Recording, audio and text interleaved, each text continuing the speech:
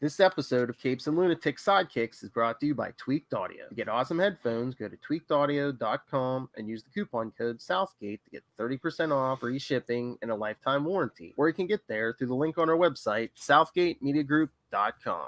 This is Phil Perich, and you are listening to the Capes and Lunatics Sidekicks Podcast. Yeah, whatever. Ben Reilly, Spider-Man's clone. He's the guy. He's got a sweatshirt. Yeah, that's how you know he's different, and he's a blonde hair.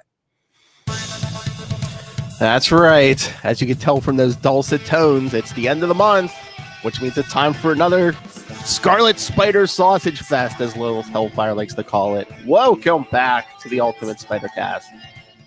I am Phil. Joining me as always, as you know, that voice you just heard, Boston's, greatest son? I don't know, but Boston's most sweatshirted son. Boston hairiest son, it is. Yeah, this is Matt Kona. Hi, everyone. And part of the sausage. Yeah. That man on the other side of the world in the sweatshirt. No, it's not Ben Reilly. It is. Hello, everyone. Yep, it's Ray. I'm the seventh Sinister member. Oh, yeah, that's right. The weird group to get in this episode. Oh, man. All right. While we're here. I love Ben Reilly. Okay. No, but you don't see a lot of Ben Reilly in this arc. You see Scarlet Spider, but you don't see a lot of moody, behind-the-scenes guy living in a trashy Fleabag apartment. But, no, young man befriending the homeless. No. With NFL player names. He had enough of Gannon. That was enough for him. You know, fish shaking in the air. He's had to move on. That's right. He ought to prepare for the next girlfriend. Jeez. Man. All right. So, yeah, because today, if you didn't read the description on your podcatcher, yes, we're talking the miniseries Spider-Man Funeral for an Octopus, issues 1, 2, and 3 from March, April, and May 1995. Because, yeah, I don't know if this came later, because there's even an editor's note at on the second page of the first issue that says, this takes place immediately after Spectacular Spider-Man 221. Mm-hmm. And I'm going to jump in here. I'm going to beat Matt to it. But the back to back, Ben Reilly and Peter Parker at the top left of the comic book cover again. So I guess like I don't know, what is it? A team up of sorts, or a dual appearance of sorts in this book, shown at the top. Oh, what? Spider-Man and Ben Reilly at the top of the. Yeah, the back to back, as Matt pointed out in the previous issues. It's a big party. Yeah, the buddy cop pose. Yeah. That's right. Lethal Weapon. One of them's getting too old for this. That's it. Yeah. Spider-Man was 3 days. Will wants to party with us. He's 2 days away from retirement, and this happens. Oh, I must compliment you, Ray, on the great episode with Will. Speaking of Will, on Into the Night, a Moon Knight podcast. Oh yeah. Oh, I'm sorry. Yeah, the Moon Knight podcast. The Moon Knight podcast. No, thanks. It was great to actually have a good old yarn with Will. I feel I haven't spoken to him as much as I've spoken to you guys as well. So no, it was very interesting, and as Will mentioned on the Quantum Date, I'm glad to have completed the set as well. I've completed my collection. Yeah, the trilogy. Although I heard you're working on your whole Capes and Lunatics team, because I heard someone else is going to be on there soon. I know. I've got everyone in my crosshairs. I heard you landed a big fish coming soon. Royalty, some would say, queen of. So yeah, looking forward to it. Hopefully, it's not for a while yet because it's dictated by the phase of the moon. But I'm sure we'll figure out a date. But yeah, throw it in. That's it. That's gonna gimme. Gimme. That's gonna be a party. All right, so on to issue 1. as Spider-Man and Scarlet Spider getting attacked by Dr. Octopus's grave. Hey Matt, are you reading this digitally or on a hard floppy as well? I read this digitally, so I have no comments on any of the advertisements for this one. Me too as well.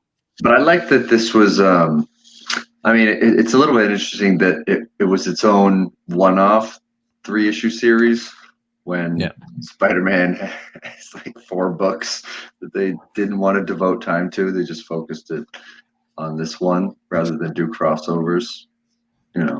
Sorry. Yeah. Oh yeah, 4 monthly books, and they still had to do miniseries. Yeah, you know why? Because this and X-Men were like the 2 biggest sellers at Marvel at the time. That's true. Yeah. 95 was the year of transition, right?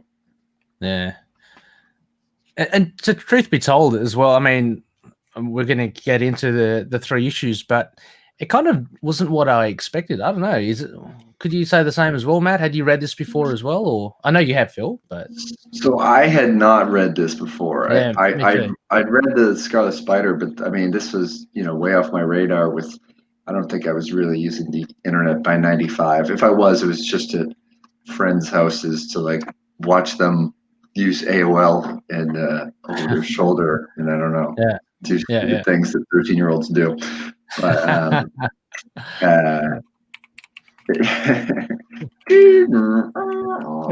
that's it.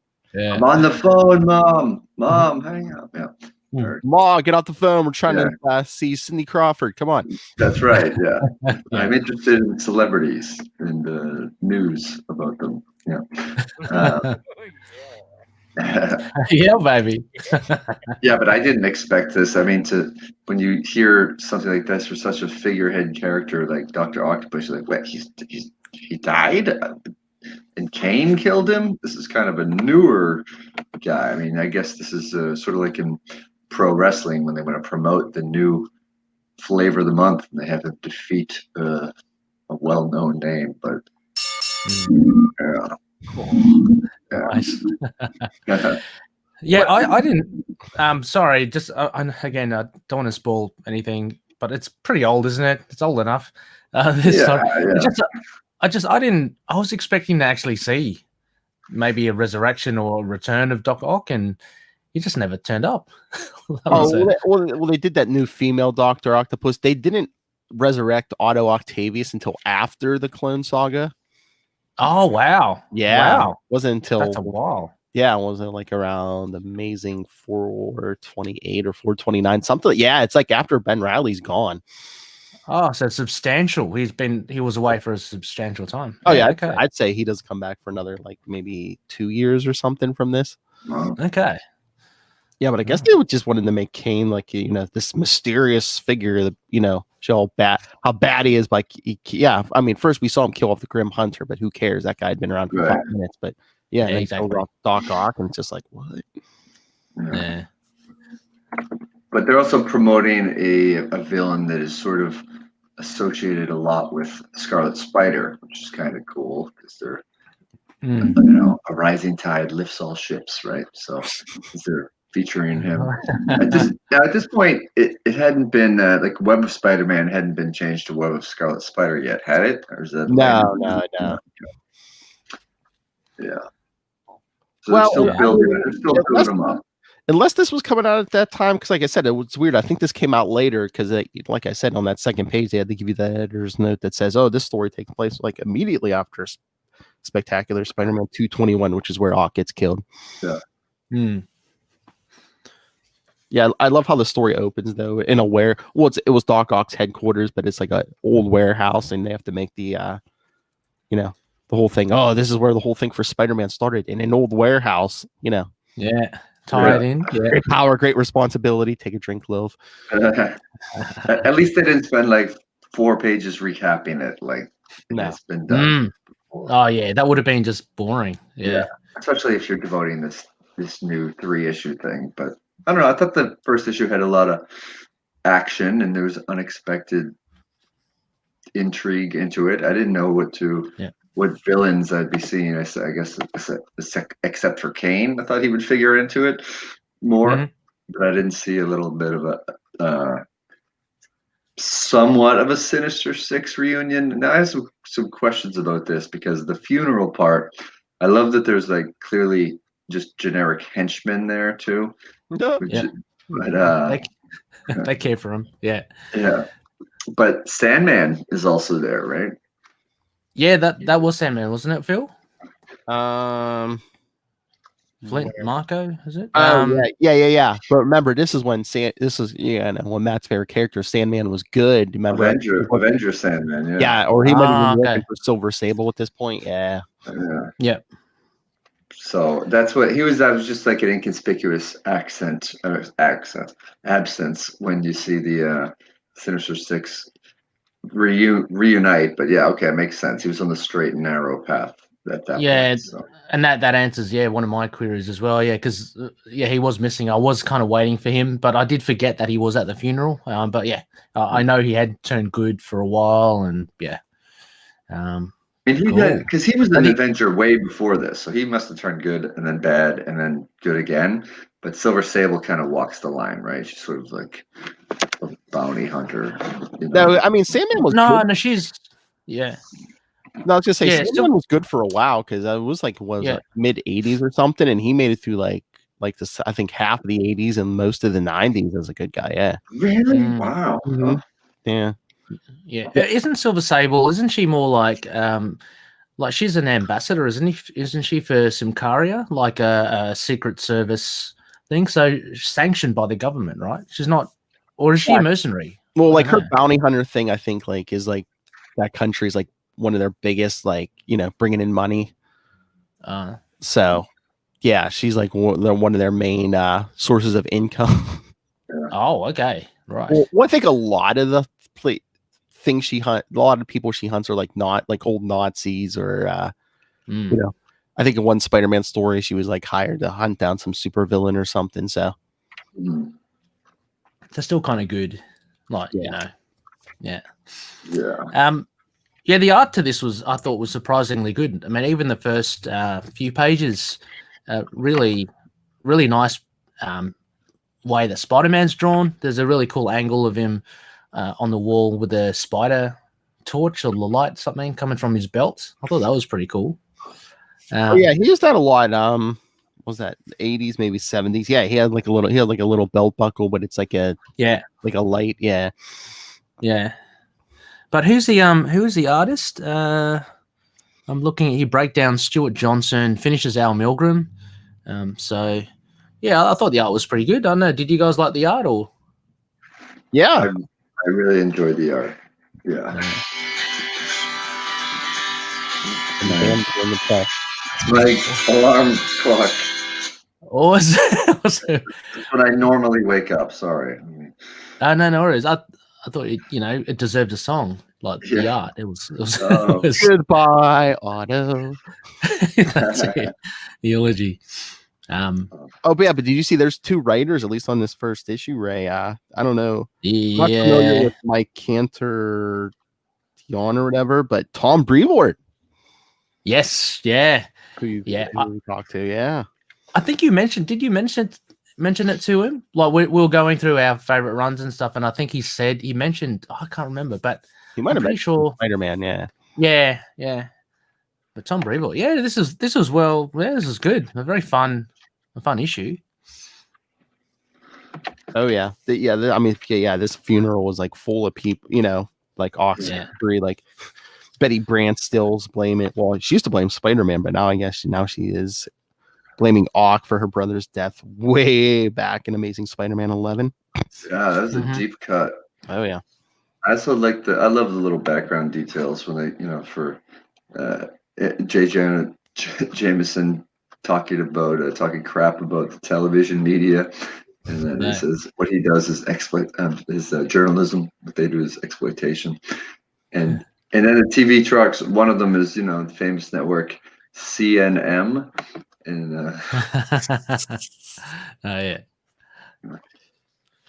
Oh yeah, they do a lot of deep cuts here. Yeah, the one there's like the psychiatrist there who was helping Doc when he was all afraid of Spider-Man after Spider-Man just like beat the holy crap out of him one time. But we also get this guy, I don't know what to make of it. Elias Hargrove, Yeah, he's like- cousin. yeah. Mysterious cousin. I think he showed. What was it? Not Lethal Foes, but Deadly. There was a Deadly Foes of Spider-Man miniseries. I believe he's in that. Okay, all right. It's a bit of a weasel, anyway. Oh yeah. Like, And he really shouldn't be riding a bicycle wearing a trench coat through traffic. In Yeah, New York that's City in the 90s, it's not as bike safe. But, no No. helmet. Just is that illegal in New York? I don't know. Well, I don't know. You could ride in traffic on a bicycle nowadays, but I don't know. I just feel like it was not a good idea back then. Wow. One of those straps get caught in the spokes as he's pedaling along. It's a very odd thing to do, like for the rider to say, "Yeah, put Elias Hargrove on a bicycle." Like it's, right. I mean, a lot of people do for exercise now, but I just wonder if they like that was just put in there to show. Yeah, Hargrove doesn't have a lot of money, so he's willing to do things for money. Okay. Yeah, maybe. I mean, he does live like they show his apartment a little bit, and he's sitting on a ratty, torn up chair. That's front of, true. like, a TV. He's pretty close. It looks like a little. I mean, his VCR is really old looking too. So. Is that a Betamax? Oh, it might be. It looks like a little big, but the old top loader as well. Top loader, yeah. That is old. Yeah. But no, you're skipping over some good parts here, like Ben Reilly hanging there at the funeral, thinking, True, yeah. I've never met Doc Ock, but I still hate him just by proxy. yeah. Yeah, well, I mean, like as we mentioned in the previous episodes, he's got all those experiences and memories, and to him, it all feels real, right? But I guess he's got that added knowledge now that he knows it isn't, but he can't shirk those emotions, I guess. It's always good to see Ben Reilly there. And then Peter has to come back for some reason as Spider-Man. Well, that's kind of like an OCD thing, like he was there under false pretenses as Peter Parker, just a part of the Bugle team, I guess. But Spider-Man has to have some last words. Yeah, and it's important here as well because, again, I'm not too sure of the context, so maybe you can explain, Phil or Matt. Spider-Man's is indebted to Otto for being saved, like for Otto saving him. During those last couple Scarlet Spider issues we were covering, the other story in Amazing Spectacular, Peter had been poisoned and like that's right, he was on the roof. Yeah, him hanging out, laying on the roof. Yeah, Otto finds him and cures him. Okay, why? Just he had to mask him too, and like Peter's like, oh my god, he knows who I am, and like Doc Ock's like, I don't know if he's turned over a new leaf or he, now that he had a holographic girlfriend, but he gave this girl. Well, he's with this overweight woman. He gives her like this VR rig that she basically looks like a blonde She-Hulk, Okay. But he cures Spider-Man. He goes, I don't care who you are. He's like even gives him back his mask. He's like, all I know is I want my greatest enemy there the next time I try to, do whatever. Oh wow. Okay. And Peter's like, oh, okay. And it's just he's swinging home. He's like, should be nervous, but this, I don't know. This is great. Yeah, because Otto lets himself be taken by the police, and that's when Kane like rips open the van and snaps Otto's neck. Yeah. Oh wow. Savage assassination. Yeah. And how long has Vulture been looking like the new Vulture, not old man in a leotard Vulture?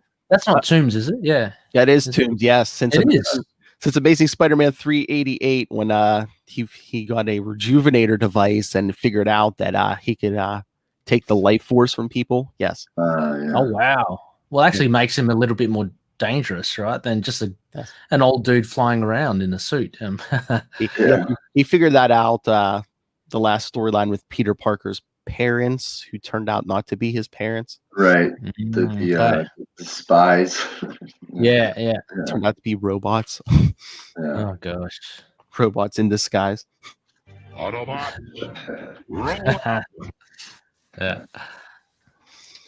But yes, I mean, so Spider-Man's kind of, I found it really funny the way he was portrayed. He's kind of all shaking and he's grabbing his head on that page because he's so emotional, it seems. and he wants to bring the killer to justice. So I think this page kind of just sets up that Peter's, going to actually fight for Doc Ock. Oh yeah. Yeah.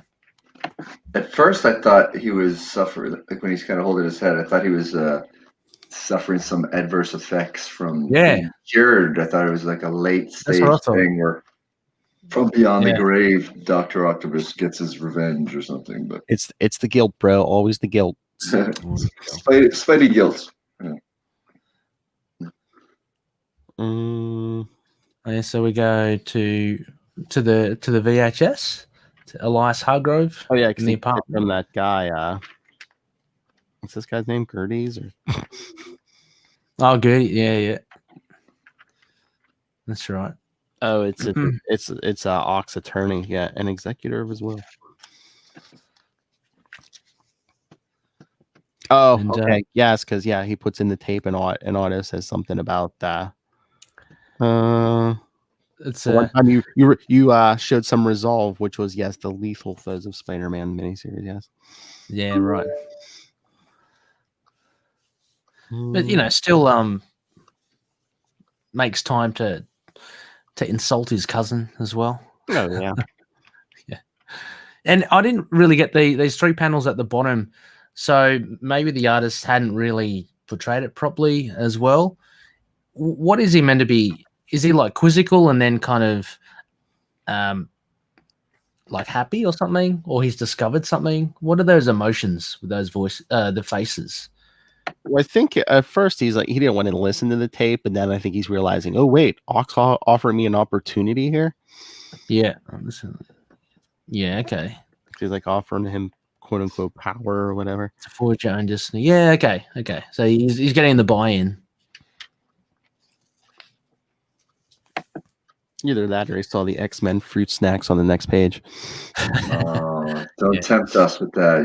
We can't access those fruit snacks digitally. Maybe if true. I was about to say, maybe if you go on eBay as well, someone's selling a unopened packet of. Yeah, they should be good at 25 years later. Come on. Yeah. So we see the first sign or the first appearance of this rejuvenated Vulture. Yep. And he runs into our boy Scarlet Spider. Goes right into it. I love how he just like swings at Vulture and he's like, Spider-Man, no, some second-rate imposter. I love for legal sake. He's like, no, the one the Bugle calls the Scarlet Spider. Yeah. Yeah, he's just a media created persona. That's it. But I love the interplay between all of the surviving non-reformed members of the Sinister Six. Yes. How they interact with each other. Especially Hobgoblin. I just feel like Hobgoblin, when I was introduced to him, was such like a vicious character. And it's so strange that he has to be like a team player. Not that Electro is a teddy bear or anything, but yeah. Oh, that reminds me, folks. Remember, stay tuned for November's Hobgobble Gobble month annual. Well, the second annual Hobgobble Gobble month. Gobble. Yeah, no, that'll be good. Yeah, because Hobgoblin is a good character. They all are actually. It's great. It's kind of, as you say, Matt, they're kind of like a super group because I don't know. For me, they don't seem like team players at all. But and maybe that's somehow work.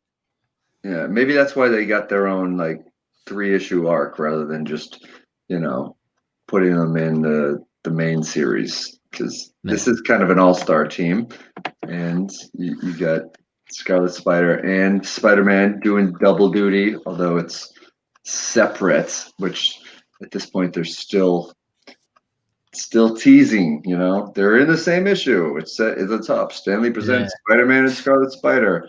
They're not a tag team like it will appear in the Price Corner bar, but no,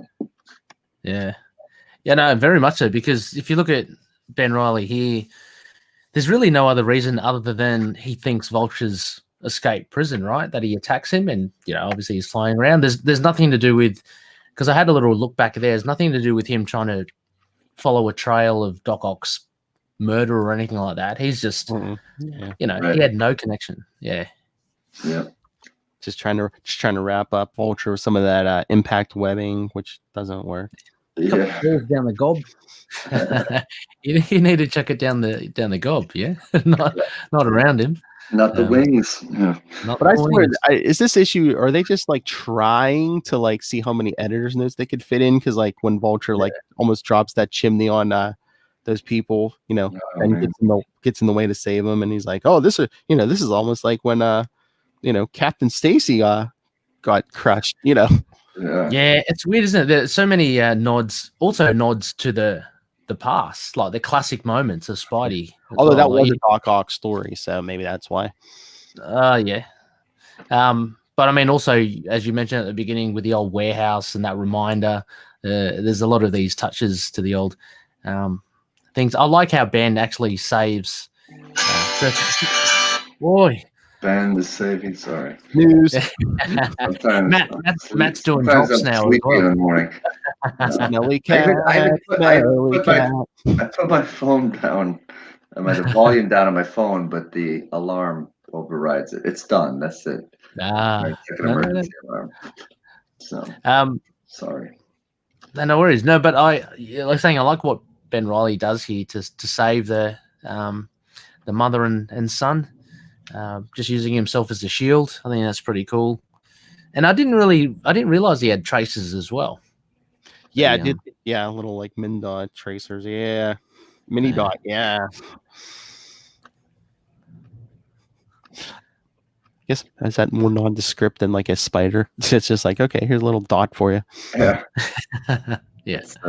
Mini dot. Yeah. A scarlet letter. It's an O that's filled in.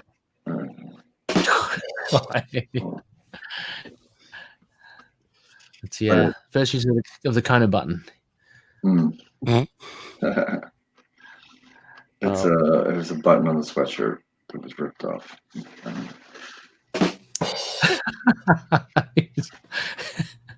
But yeah, I just love the meeting of these. It's the Sinister Four right now. Sinister Four look pretty badass. All striking a pose. All four of them. Jeez. Yeah. Really. It's the 90s. Everyone's buff. Electro is really flexing the glutes. Electro. You got Mysterio ready to pounce. You got, Hobby kind of just clutching his cape. But no, they look pretty good. It's good to and one of the things as well, I mean, again, I'm just jumping a little ahead. Mysterio, geez, I think he's the most effective. Like, he seems to always be in some stories where he actually gets up to some mischief, and anyway, we'll just leave that for issue 3. But and then I guess is this like some government people trying to work out Doc Ock's arms? Nondescript factory. Yeah. Yeah. Would it so these okay, so these are his arms. These are the actual It's not like a replica or anything like that. No, yeah, I think they're the real arms. They're just trying to figure out how to work them because they were like bonded to Doc Ock's like nervous. Yeah. Yep. Oh yeah, and they're looking to replicate them, to actually kind of mass produce them. Mm-hmm. But so a little bit of that in the show to show them, and there's the last panel kind of to show that they're not totally under control. I guess that something will happen again. Which is kind of can I be really kind of geeky here as well, because I do love my cephalopods. I never realized how Doc Ock's arms kind of almost, and you see it here, have their life of their own. Yes. But yeah, in nature as well, the octopi, their tentacles are actually on a separate like neural system to their brain, so they actually do act on their own accord, separate to the brain of the octopus. It's very strange. Wow. Yeah. So whether or not Oh, what was that? Ahoy, ahoy. Yeah. Anyway, an aside. Wow. That's interesting because, like the real life octopus, Dr. Octopus, the character, also produces a lot of ink. Like we saw in the beginning of this issue, yes. Well, that too. Yeah. Oh, then we see. Anywho, Yep. Oh, Peter goes home because they're getting ready for the baby because Mary Jane's pregnant. Oh boy. Yeah. Tender moment just for one page, and then that's it. We have to find Doc Ock's killer.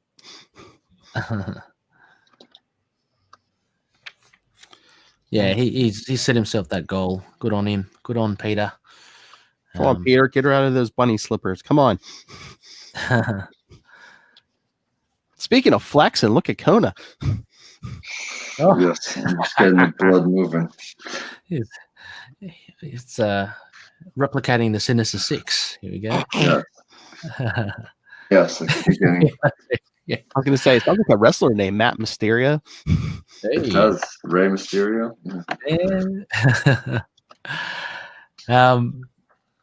Yeah. So back to the Sinister Four.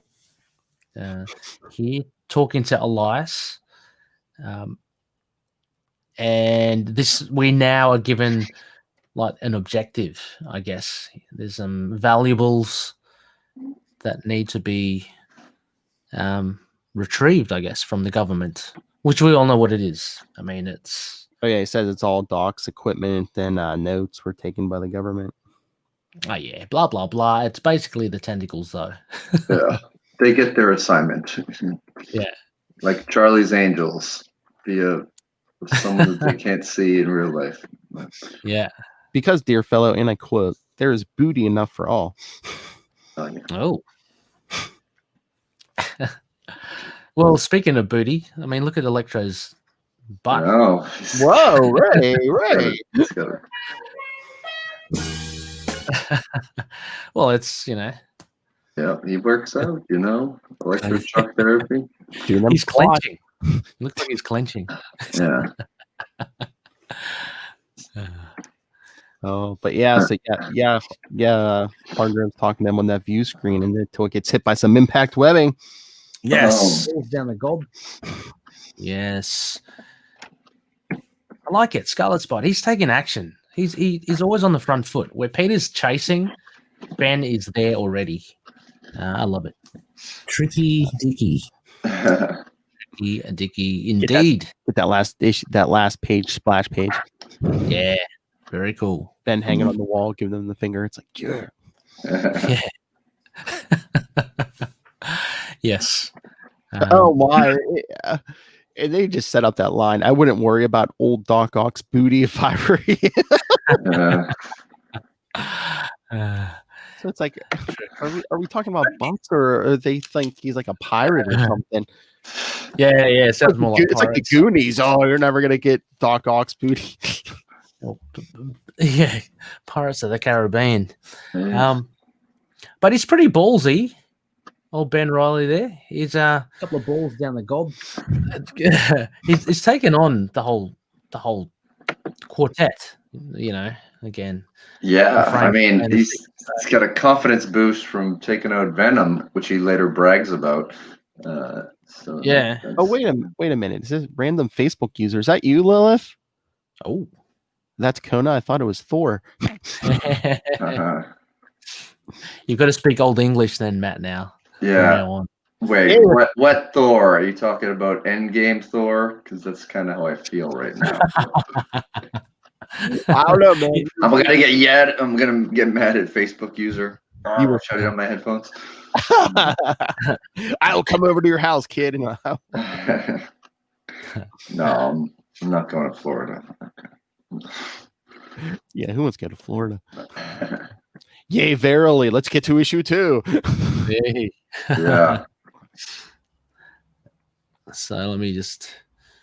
Well, if you're awake, you can jump in. Yeah, Lilith, you could tag out for me because I might turn into a pumpkin or a pumpkin bomb sometime a little Oh, yeah. after 8-ish. I have to get ready for work. Gobble gobble. Suck, And It's all hey, Lil. This episode, it's all Ray's fault. Suck, suck.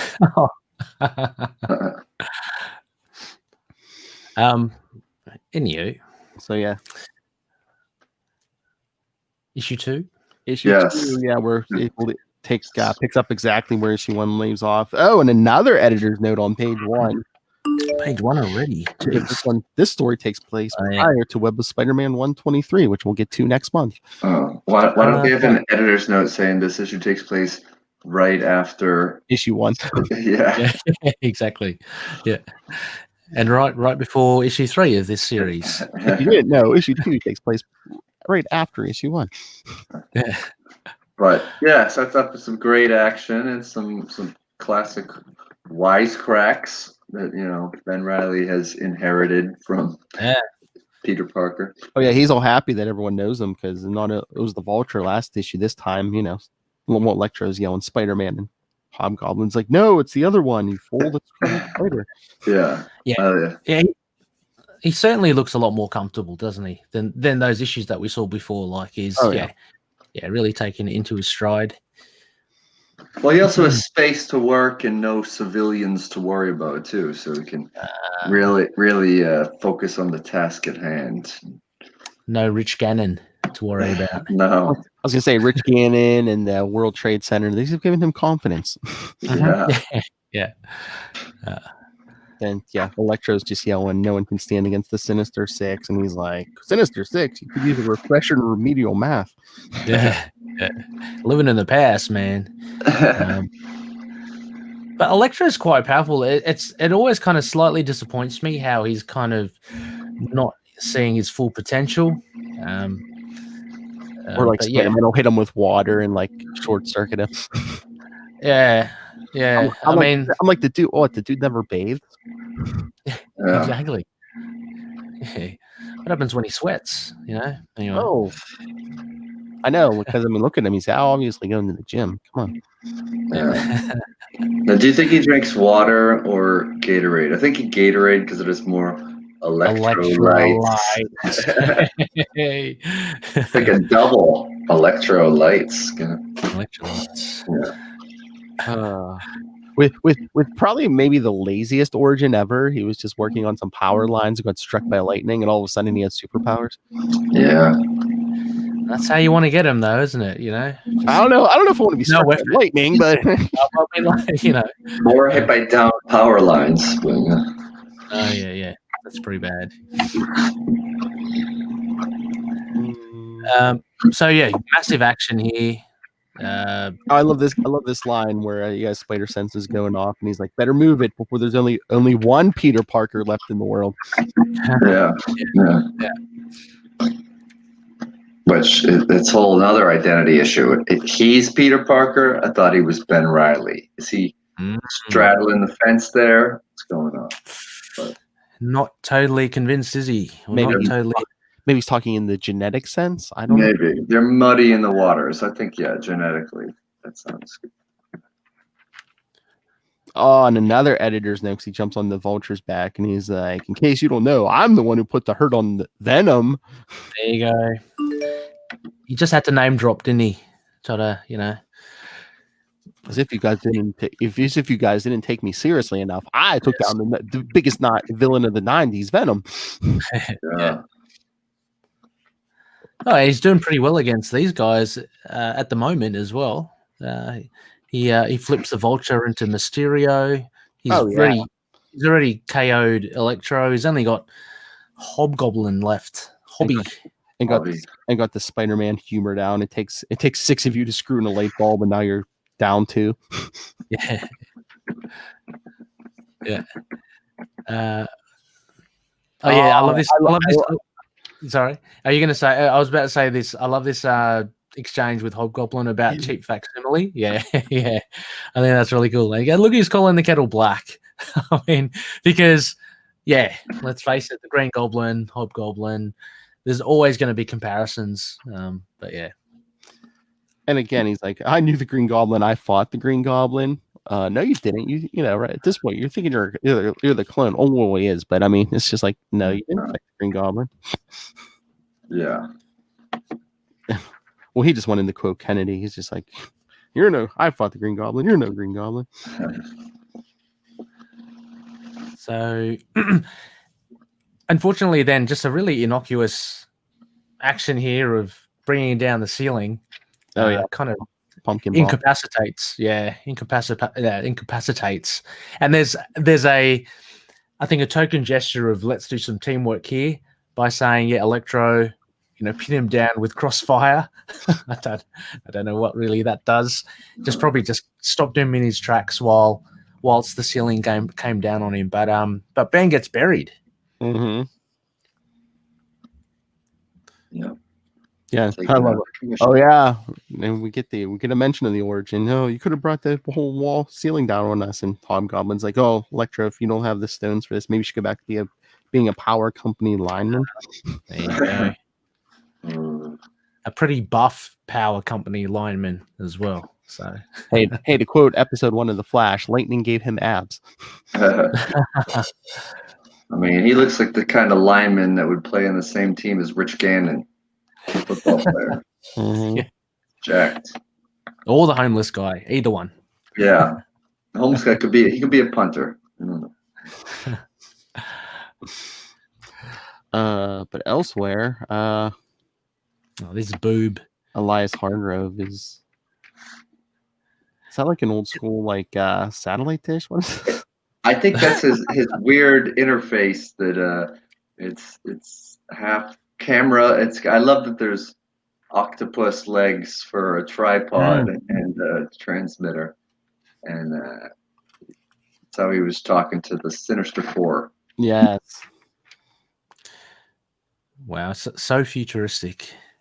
Looks great. Yes, because he's following instructions from this VHS tape. Yeah. Yeah. And he's watching it gradually too, which is interesting. Had to put it on pause. Is this Doc Ock or porn? Why can't he watch the whole thing through? Well, Doc Ock kind of looks like a porn star, doesn't he? Look at the haircut. Whoa! I don't know what porn you have down there, Ray. But I'm not going to tell you what they call Doc Ock in porn movies. So whoa! yeah, don't add that letter, please. Don't. Yeah, because he hits play. If you're reviewing the second portion of the tape, you have successfully completed phase 1. So systematic. And he's like, he doesn't even listen to it. He's like, oh yeah, I already know what comes next. Yeah. Dear cousin. I guess the government scientist has made headway with the arms because he has some kind of visor or something that will control the arms now. Apparently is Professor X. he's moonlighting, as a scientist. It's also in New York where Professor X is. He's a little bit further upstate, but Long Island, Nassau County, baby. But the facility is being raided by, as per the mission, by Elias Hargrove to the Sinister Four. Yep. And they kind of lay siege to the area. Hobby just cackling away. Bloody Hobby. And of course, this wouldn't be a Clone Saga tale without a mysterious figure lurking in the shadow. No. Yes. Kane. I thought it was Punisher. There's always one or the other, Yeah, Kane in his bloody costume again. When does that change? Does it change soon? He's still got it. What, Kane in that costume? Yeah. I think he keeps it to the Clone Saga. I mean, there might be a story towards the end where he takes it off, but yeah, I know. In what was that? The Lost Years. Yeah, he didn't have it, but yeah, in that. No. Yeah, okay. This one gets that costume. Yeah. Okay. This is how I always associate Kane wearing this. Yeah, that's true. I mean, that's his classic kind of look. Oh. But yeah, So yeah, the Sinister Four break in to grab the arms and stuff. Mm-hmm. Electro being quite vicious. I assume he's killed that man, that government official. Oh yeah, it right? shoots him with like an electric blast. Yeah, and he's double back. I mean, his head almost touches his heels. It's it's quite a feat. But yeah, so high stakes. But they're almost there to get the tentacles. But then of course the tentacles. Okay. Sparkly quantum Not those ones. Not those. tentacles.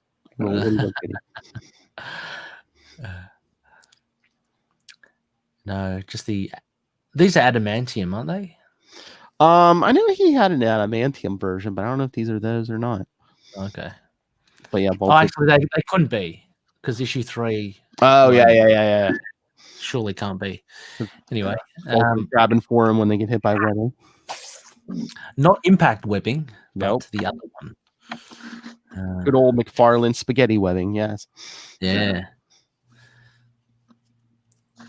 More good bickering between the Sinister Four, where Vulture is defending Electro by on my lead attack. Yeah. Just always bickering. This is why they aren't successful. I mean, they should have had a meeting because obviously, Dr. Octopus was the natural leader to the group. And now who's going to be in charge? Hobgoblin? Come on. I don't know. Nah. I would say if any of them, maybe Vulture if he was a bit older, but he's kind of youngified himself. So, yeah. And Spider-Man mentions Kona's favorite Jerky Boys. I love the Jerky Boys. Did you ever have the Jerky Boys in Australia? We were down there, but no. I heard of the Jerky Boys. Are they the pranksters or? Yeah, they make prank phone calls. Yeah. Is that all they did, or did they do something else? Like, were they just comedians, or? No, I mean they weren't comedians. They were just guys who made prank phone calls, and then that became their job. They did make a movie that is called The Jerky Boys, the movie, where they play themselves. And I did see it in opening night at the theater as a kid. And it was one of those movies where it was a packed theater, so it was really fun. I've never seen like a comedy like that. And then you watch it like at your house on video. You're like, oh, this movie is real bad. Caught in the moment in the cinema, but kind of hurled to reality back home. Yeah. Upon further inspection. Yeah. I love this part, where Spider-Man's kind of explaining to himself how he found the Sinister Six. He doesn't even really know. He's like, oh, I got a strange blip on my spider sense, but I love that. Scarlet Spider's tracer, the mini dot. Yeah. That's a good idea. And this little kind of exchange as well. Squash the insect. Like it's arachnid. Yeah. It's which is true. I think he did it on purpose to make him feel bad. Yeah. It's mind games, I think there from what's his name? Max Dillon? Yeah. Electro, yeah. They say violence is the first refuge of the incompetent. While they're keeping Spider-Man busy, a mysterious shadowy figure grabs something. Dun dun dun.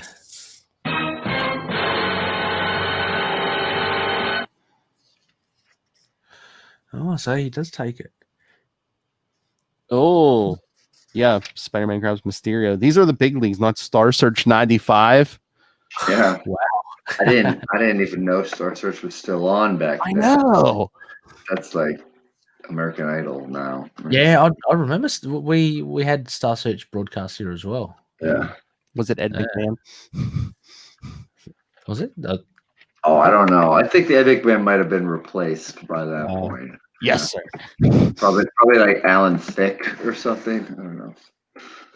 Oh, actually, it ended in 95. I just checked the Wikipedia. Lovely. So maybe Spider-Man was making a joke about how it's failing. I don't know. We are up to date with the info here, Yes. listeners. I love how Spider-Man's grabbing a Mysterio and saying, "You may want to retire that bubble."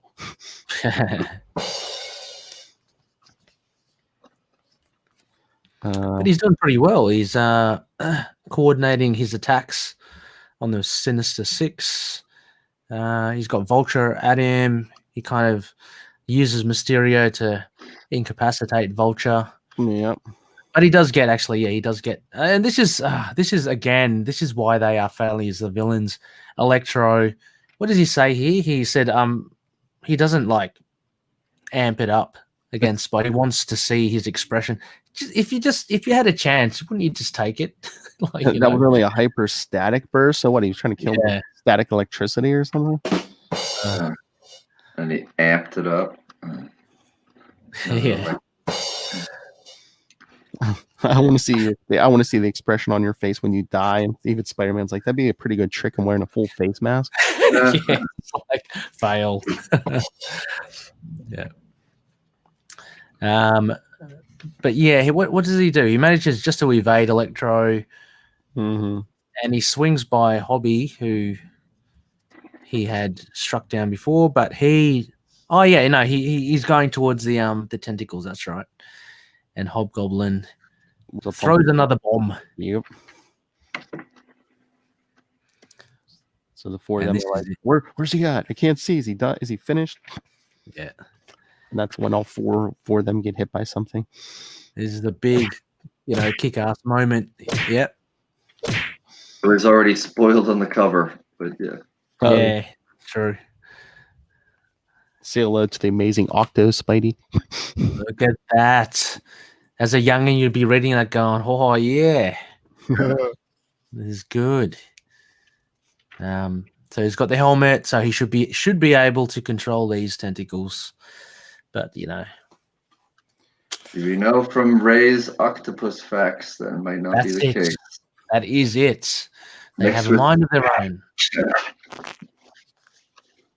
Yeah, but I liked that at least they didn't do sort of a '90s trope and give you something drastic on the cover and then don't reveal it until the last panel. We actually get some action. You get to see Spider-Man fight with the tentacles. Yeah, that's true, because it very much seemed like a last page thing, didn't it? Like that reveal. Oh yeah. But there's still some action to follow. And he makes light work of them all. Like, he's like kicking their butts, and then even the Vulture, which he doesn't even see, the tentacles, take care of that for him. Yeah. Well, he says because between the arms and his spider sense, so the spider sense is dangerous. Just like whips an arm up and Mysterio, he's unstoppable. He's kind of lost faith straight away, hasn't he? Oh yeah, because he's really winning until Hobgoblin zaps that headset. Yeah, and then it just goes all haywire. Yeah, because he's like, he gets the helmet off, but the arms are out of control. Which is quite comical to think that Spider-Man's stuck there with these tentacles just doing whatever they want. And then we see Electro and Mysterio trying to get away, and they run into, of course,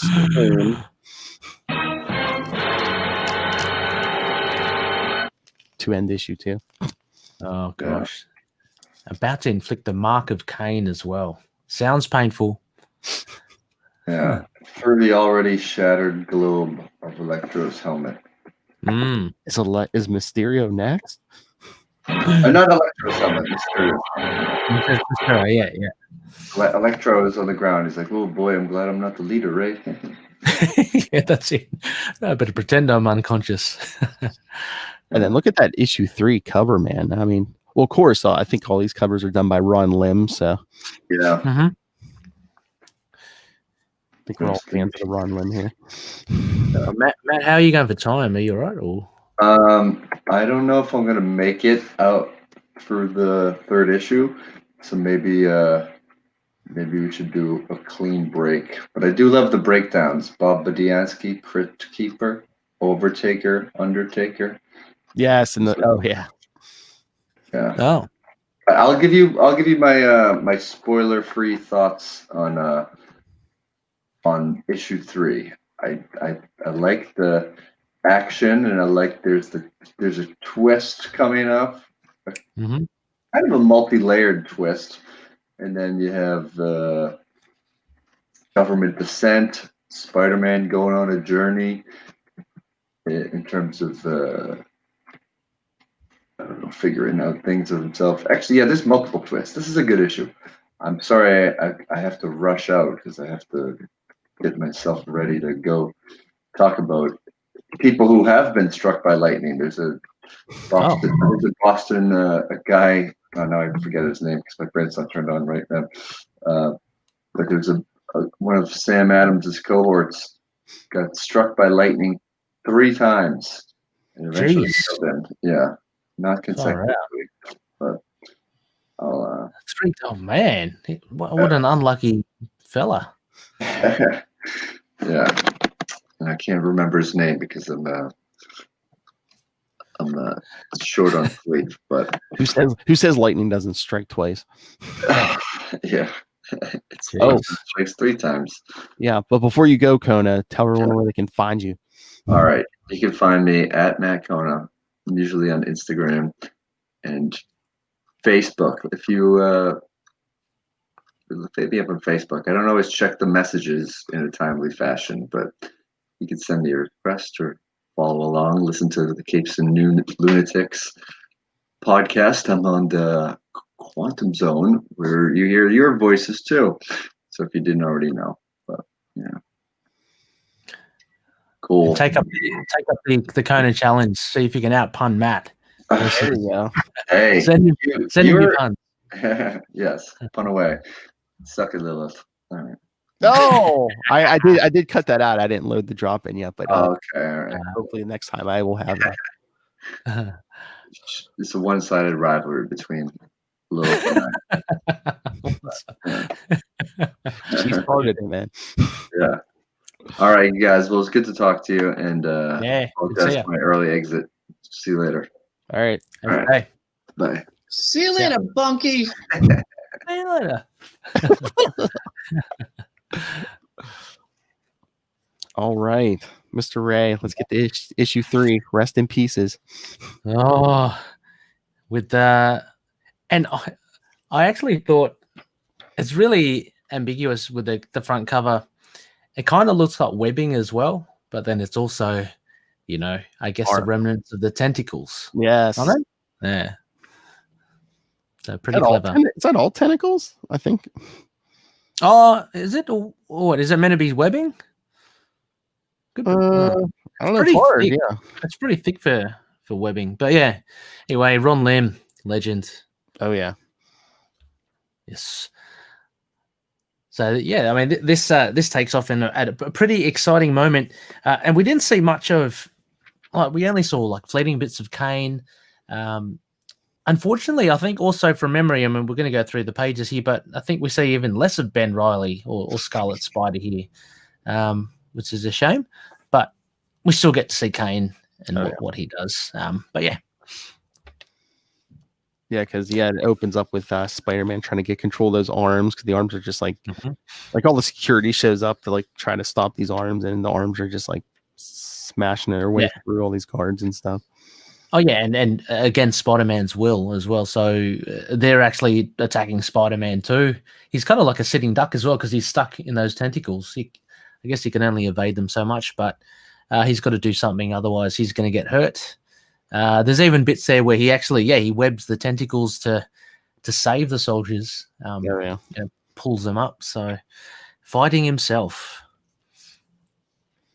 Man. And then after taking a little nap under that wall, Ben Reilly wakes up. Loafer. Anyway, here he comes. That's it. And there's another little editorial note there.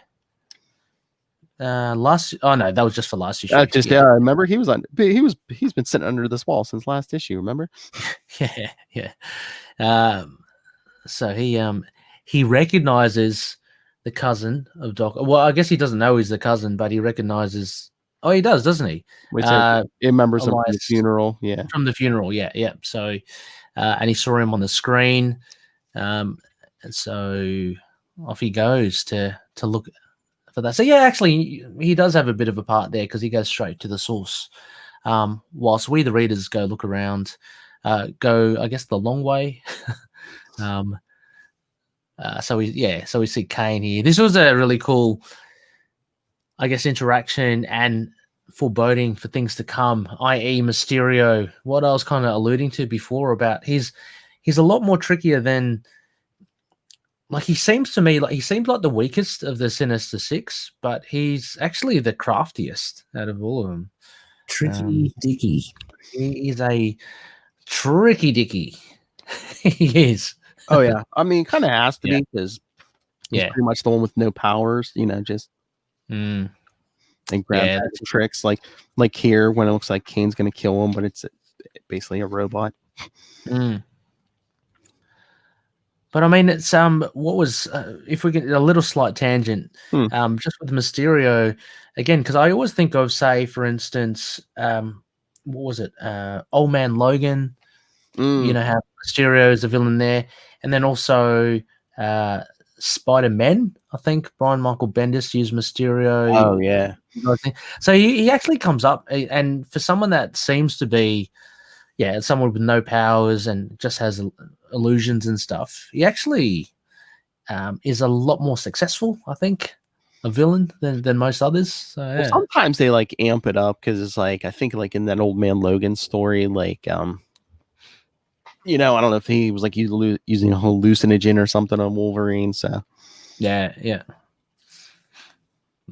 So yeah, sometimes illusions and like he uses mists and stuff. I think it like dulls Spider-Man's spider sense and stuff. Yeah, he has a nice little bag of tricks. He's got and this one as well. I mean, we see he kind of does the old Doctor Doom on Kane. Yeah, and there's an automaton. Yeah. Automaton, yeah, a robot. Yeah, Kane trying to use the fancy words. Yes. So that's cool. So he's not hurt, at least. Robot is. So Kane gets a little angry, and this is again what I was talking about with Electro. Unfortunately, he pours on the juice here to Kane, but it just seems to not have any effect on him. So I don't know if it's just like, I mean, is this a joke? Mysterio maybe a little on the rusty side. Oh yeah. But they like that powered robot gave me a chance to turn up the juice. Yeah. But yeah, he doesn't do much. So like, he's even shocked. You're still standing. And so I don't know if he actually hits him because it looks like the power's like flying around, but I don't know if it actually makes contact with Kane. Well, Kane punches him, but yeah, but that's even worse then. Like he can't shoot him. Yeah, it's crazy. Maybe with the big power surge, he's got less control of it. Who knows? Or he has to like build up a charge or something. Yeah, but Kane, like I said, he's in big trouble because we know Kane has got no qualms with killing. So Electro's in a bit of bother there. Meanwhile, Spider-Man's still flailing about. Yeah, he's having a tough time with the tentacles. Again, all the soldiers are trying their best. Spidey's trying to save them as well as trying to not get killed by them. Because I think we got a couple different artists on this issue, but I think this page is like one of the best art page. Look at the art on that page where he's. Oh yeah, that is quite nice. Yeah. Well, it's just a nice composition, I think, as well. Yeah. Like the layout of the page. You can do. I know. I think like with the tentacles and stuff, it always makes it look really funky because you got they're flailing around everywhere. But anyway, Spider-Man with his willpower and his determination, he manages to pull the thing off. Well, pulls them apart. Yeah, he grabs that harness and just pull, like you were hinting at. He pulls them apart because he said they're tough but not indestructible. So yes, they're probably not adamantium. Yeah. And so, right. I mean, so in the comic book, because, I just thinking of the Amazing Spider-Man 2 movie. So those tentacles and the harness isn't like intimately kind of surgically implanted or grafted to the body.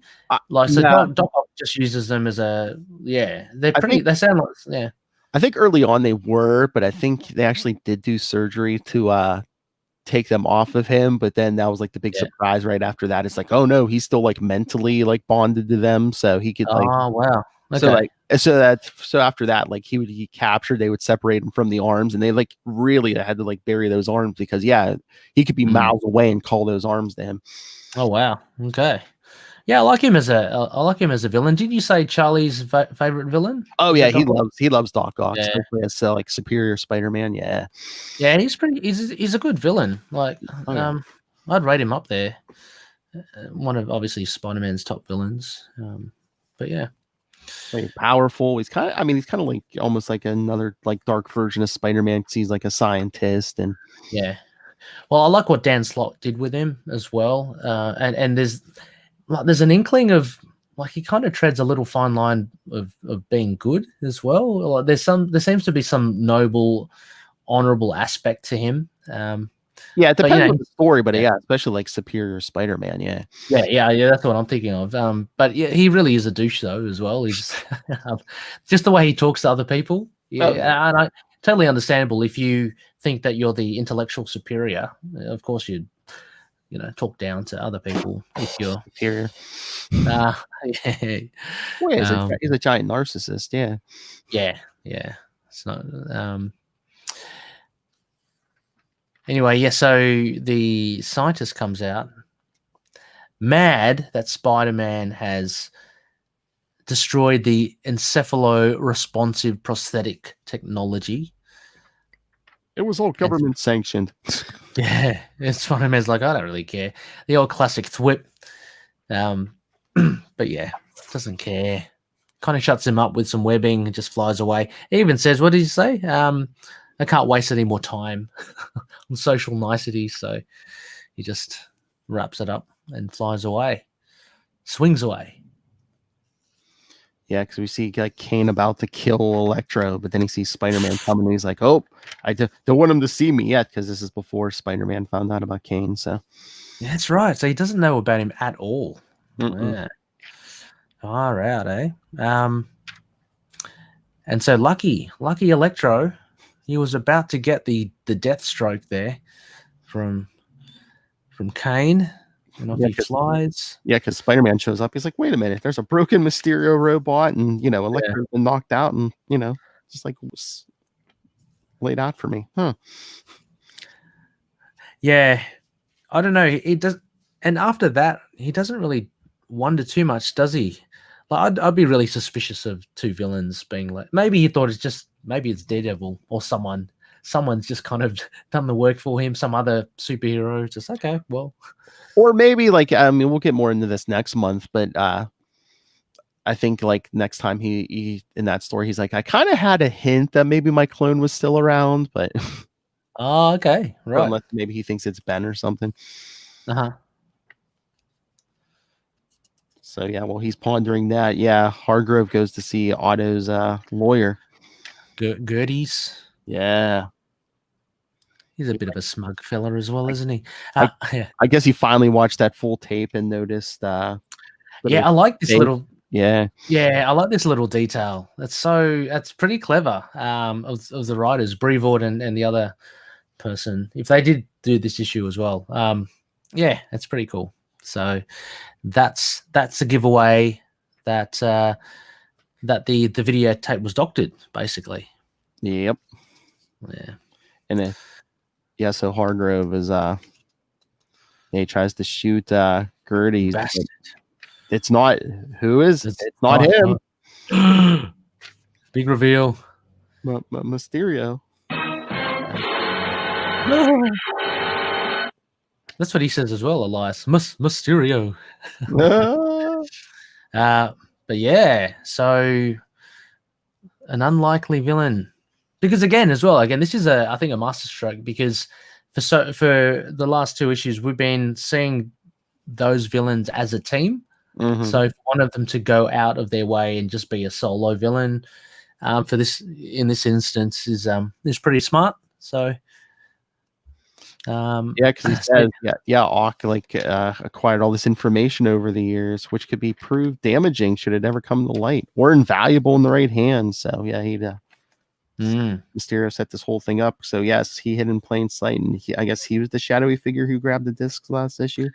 Yeah, because when I first read it, I thought it was Kane, because he's always hiding in the shadows. But yeah, I mean, I thought the first time I read this in the 90s, I thought maybe it was the cousin. Oh, okay, right, yeah. But it's Mr. Bubblehead, and this is weird. So, what is Mysterio's motive? Does he want to crack that and get the data, or does he just want no one to get it? Because I think it was both. I think he didn't want anyone to have maybe if there's info about him, he didn't want anyone to have that, but then he would have all the other info too. Yeah, because what he does later on, it's kind of like, well, no one's a winner. You know what I mean? But yeah, because I mean, he could probably blackmail a bunch of people with what's in there too. Yeah, exactly. But anyway, so he's been he's revealed as the main villain. But he's also like, but all this information's in this container that, of course, special code. And he's like, as Ock's only living relatives, you probably have the code. He's like, no, I don't know. Yeah, well, and I thought when I read it, it's a pretty silly for Elias to admit that, because that's probably the only thing that's keeping him alive, being of some use to Mysterio. Mm-hmm. But thankfully, our boy again, Scarlet Spider comes. I was gonna say, comes in to take down the big mastermind. That's right, Ben Reilly. And yeah, we saw it as well. He had an inkling it was Elias Hargrove, so he's followed the trail, and thankfully he's done that, because now he's seen Mysterio. Don't you ever update your material? Holographic projectors, hallucinogenic gas. Yeah, we get a nice array here again of Mysterio-esque kind of stuff. But Scarlet Spider, and this is the thing with as you mentioned, with the smoke, right? It kind of deadens the spider sense, because I think Riley's expecting to be able to figure out which one's the real one. But before he can do that, the real Mysterio clocks him. So because he can't figure out he's seeing all these Mysterios. So the spider sense doesn't work. He's just trying to hit them all with impact webbing. Yeah. Oh, actually, he says built-in jam. He actually says built-in jammers. So it's not the smoke, right? He's probably got some technology. Yeah, that stops it. But yeah, he's hitting all the impact webbing to everyone. And then he's using his noggin. It's like, okay, well, Mysterio's obviously they're all illusions, so he goes for the other dude. Yeah, he hits Hargrove with some impact webbing, and it's like, oh, yep, that was Mysterio, because that's Mysterio. Yeah, locked out behind the desk. Yeah, yep. And I guess they just have to say that in case anyone had any ideas that maybe Hargrove had been murdered. But Scarlet Spider says, 40 winks behind the desk, so all good. No one's dead.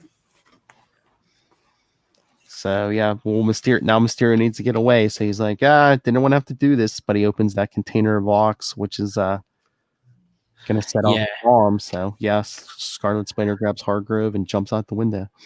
Yeah, so I guess it was pushed to that option. I mean, I would have thought that maybe he had some other escape tactics, with smoke screens and stuff, but I guess he just used that, and maybe he thought, well, stuff it. Destroying the data is probably just as good as, trying to find it, like trying to open it. So, so he covers his tracks. He's gone. Ben Reilly reckons, geez, no one could survive that. What was it? It was the whole floor? Took out the entire floor. Yeah, he said the bomb took out the whole floor. He couldn't have survived that, but then he's like, and assuming that was him, because misdirection's always been his strong suit. Yeah.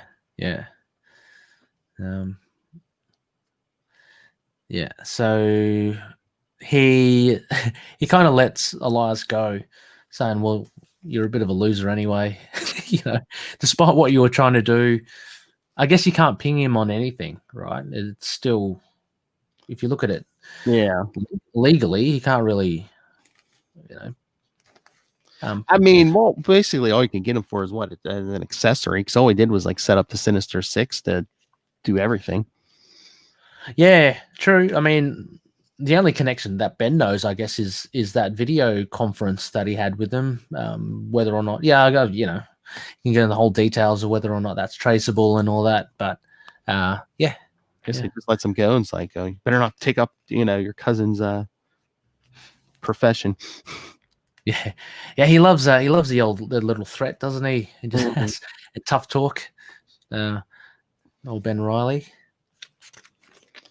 That's okay. That's the epilogue. Yeah, because I was gonna say we get a second epilogue on the last page of Peter just on the docks thinking, I didn't bring your killer to justice, Doc.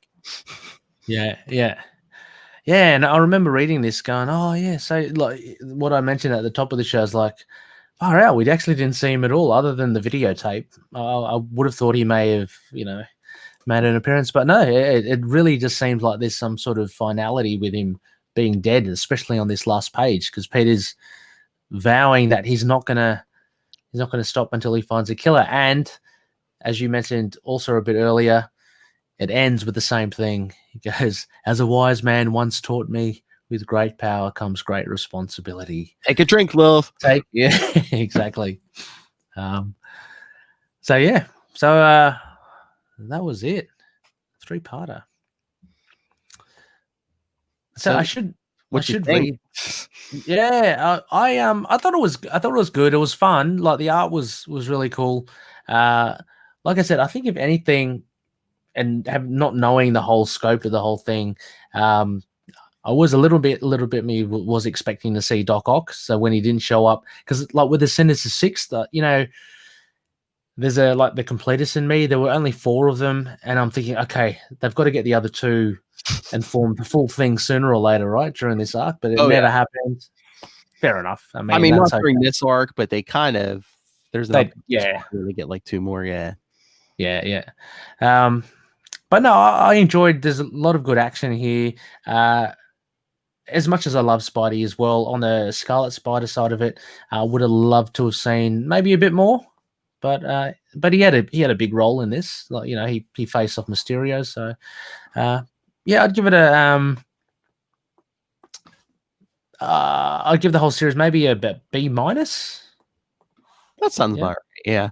I mean, it was, like I said, it was a kind of hard mini-series because you're trying to fit in Spider-Man, Scarlet Spider, all this stuff. And I think they kind of had to backtrack a little bit. So, kind of like this story takes place a few months ago. So they couldn't Nah. Yeah. And I'm going to have to go read, because I neglected to read those issues where Doc Ock was killed. So I think it would be kind of useful to read that and put this in greater perspective. But it's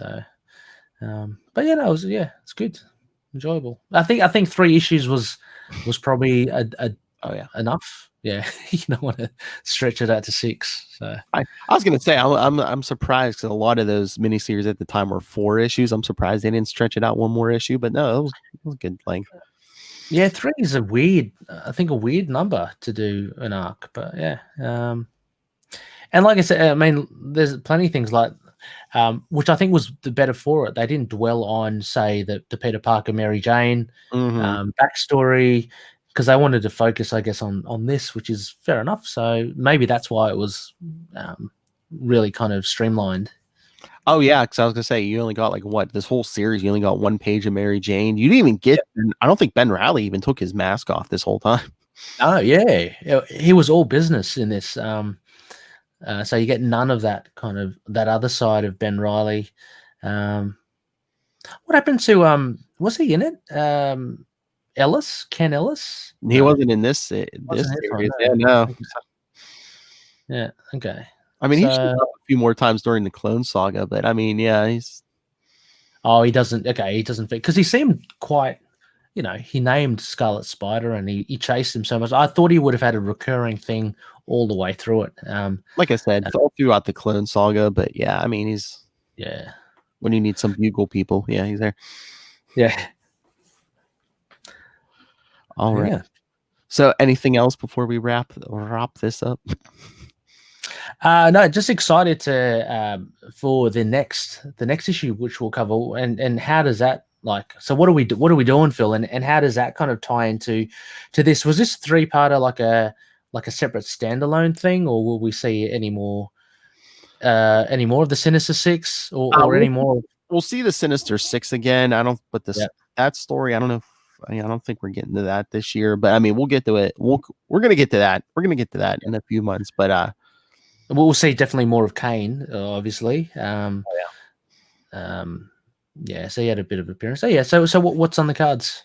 Well, for you lucky people, there's 5 Tuesdays in September. I almost missed that. So yes, next week Lilith will be back, and we're gonna talk. And Ray's gonna send in feedbacks. It's Spectacular Spider-Man 164, 167. Yeah, get a Beetle one shot, and then followed by Night and Fog. Night and Fog, yes.